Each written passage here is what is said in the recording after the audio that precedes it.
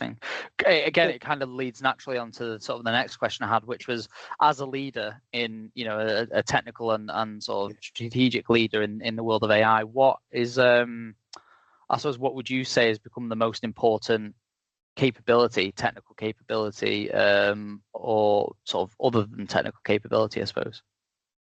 I would say, okay, I would say it's the ability to say no.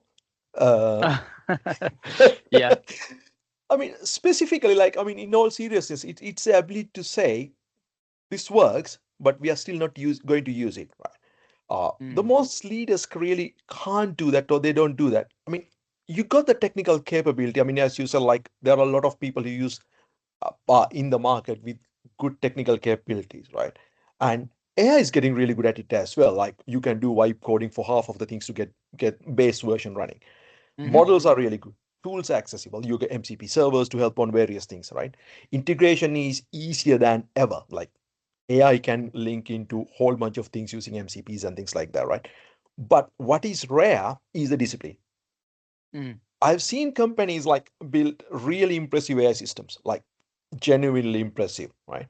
Yep. And then I've seen like some really good decision makers, which I get inspirations from, kill them. Not because they don't work, but because the organization isn't ready. It's technically brilliant, right? Maybe that maybe team doesn't trust it yet. Maybe the incentives are underlined, right? Maybe it would introduce a risk, and maybe it's a business. It's not in a structured way to manage that, right? And the Yeah. leader basically says, "Oh, this is great work, but we are not deploying it in production at scale, right?" And to be honest, this is extraordinarily hard to do. You spend money, you got Yeah. people to champion it, and you got people excited, and the tech works, but and and ultimately saying no feels like a failure. Yeah.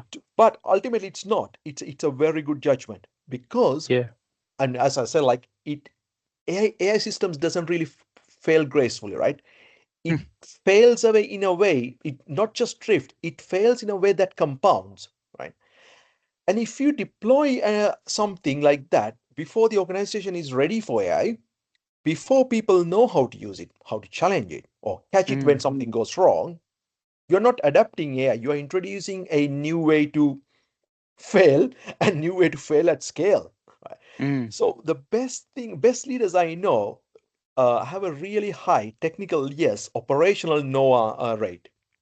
So they That's prove the really interesting. concept, but they wouldn't really scale it up. They understand the capability without readiness is just risk because, like, you have a capability, but if the organization is not ready, that introduce whole variety of risks from your assurance to IT to your just day-to-day BAU operations, right? Yeah. Uh, and because of that, they're willing to wait. Right? That patience, with the ability to sit with not yet, when everyone around you wants to say, "I want it now" or "I want it yesterday," is one of the rarest skills in AI leadership.